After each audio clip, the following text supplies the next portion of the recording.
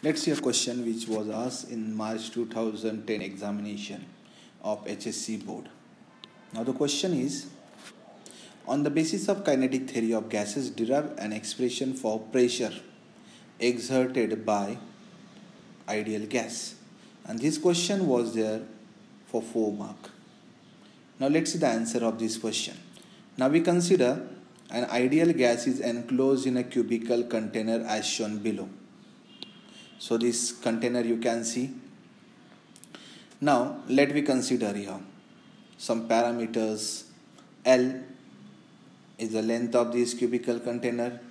A is the area. Area is L square because it's a cubical container having a length L. So V is the volume. So volume is L cube.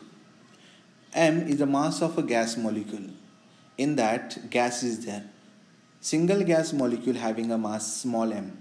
N is the number of gas molecules. Then total mass we can write m into n is the total mass. Density we can represent by rho. Now after that, this gas molecule follow a random motion. Now consider a gas molecule is traveling along x direction with velocity vx. Incident,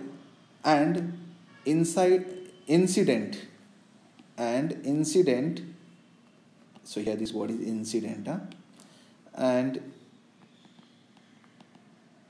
incident on shaded wall. You can see a diagram, so where one wall is shaded, so this is shaded wall.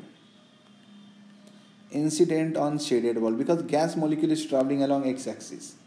Shaded wall with a velocity minus vx. And it rebound. It incident with vx velocity and rebound with velocity minus vx. Then change in momentum we can find out. Listen, this gas molecule travel to this side with velocity vx. It incident on the shaded wall and then rebound with the velocity minus vx. Only here direction is opposite. So here the velocity is represented by minus vx. Now change in momentum is final momentum minus initial. So momentum is given by formula mass into velocity. Momentum is mass into velocity. So change in momentum we can represent by delta p. Final momentum by minus vx because minus vx is the final velocity after rebounding. Initial minus initial momentum. Final momentum minus initial momentum. Initially the gas molecule travel with velocity vx, so mvx is the initial momentum. So change in momentum we get here minus 2mvx. This minus sign indicates that molecule lose the momentum and surface gain the momentum. So negative sign because this is a change in momentum of molecule. Now surface gain the momentum, hence change in momentum by the surface is plus of this. Because surface gain the momentum. Molecule is incident colliding on this surface. That time molecule loses momentum and surface gain the momentum. So plus 2mvx is the change in momentum of the surface. Now in one collision, distance traveled by molecule is 2l. Hence time for one collision we can write. Now listen, you can see here, so during one collision, so gas molecule travel this to this side, so distance L. So when it come back again L. So L plus L total distance in one collision is 2L. So distance travel by gas molecule in one collision is 2L. So time for one collision. So we have a formula of velocity distance by time. So by that formula time is equal to distance by velocity. So time I can represent by delta t because it's a very small time. Distance 2L and velocity vx. Because this gas molecule is traveling along x-axis. So this velocity we consider vx. By Newton's second law. We can find out the force acting on one of such molecule. So we are considering one molecule which is traveling along x direction. So force acting on that molecule. Newton's second law is what? Force is equal to rate of change of momentum. Now here Newton's second law is force is equal to rate of change of momentum. Here force is equal to change in momentum by time. Change in momentum delta p time delta t. So change in momentum we are written 2mvx divided by time is 2l divided by vx. So it's the first molecule, so vx1 I written here. So velocity for first molecule is vx1. So everywhere we are written velocity here. Now 2 get cancelled.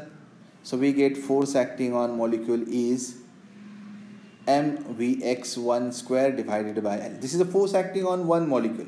So such number of molecules are present. So total force we can find out by a formula, force acting on molecule 1 plus 2 plus 3 dot dot dot n. So this is force acting on a molecule on force on the wall, shaded wall, right?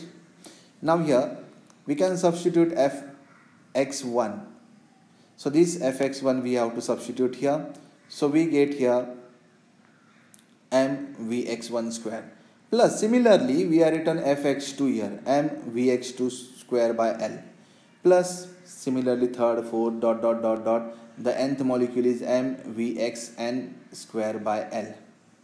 Now here the force we can write m by L we can take common, then in a bracket we get vx1 square plus vx2 square plus dot dot dot vxn square.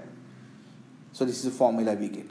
But here we have an idea of the mean square velocity. Mean square velocity, which is represented by this symbol, is equal to vx1 square, vx2 square plus dot dot dot vxn square divided by n. This is mean square velocity.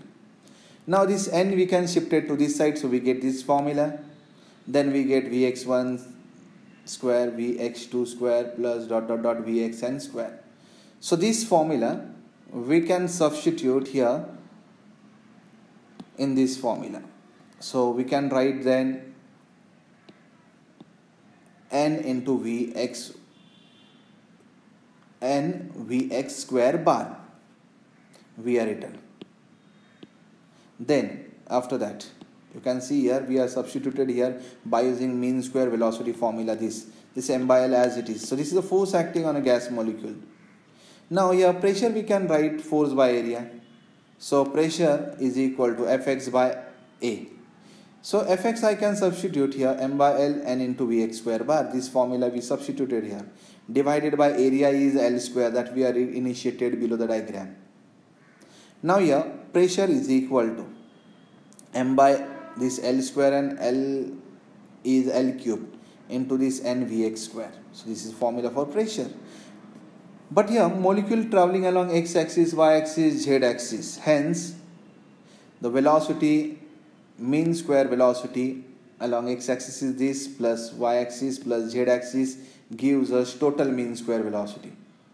Mean square velocity along x-axis plus along y-axis, mean square velocity along z-axis is equal to total mean square velocity.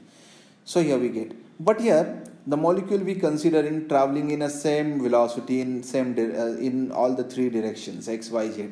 So Vx square bar, Vy square bar, Vz square bar, they are same. Now let me substitute this in above formula. Then we get here Vx square. Now instead of Vy square I written Vx square now. Instead of Vz square I written Vx square is equal to V square bar. This is the mean square velocity. Now I can write here 3 into Vx square bar is equal to V square bar. Now this 3 I can shift to that side, then we get this formula. Vx square bar is equal to 1 by 3 V square bar. Now this we can substitute here. So this formula of V square we can substitute in a formula of pressure. Then what we get? Now let's see. Now we get a formula of pressure, you can see here. So this is formula of pressure. Now here let me rearrange the term. So first I am written 1 by 3, then m into n, then divide by L cube into this V square bar. Then the same thing we can write 1 by 3 m into n. We can write total mass also for this. Divide by L cube is the volume, then V square bar. So volume V I written here capital and this mean square velocity V is small. So this is the expression for pressure. Or the same formula we can write by substituting m into this n by mass. So we get this formula mass by volume, but mass by volume is the density.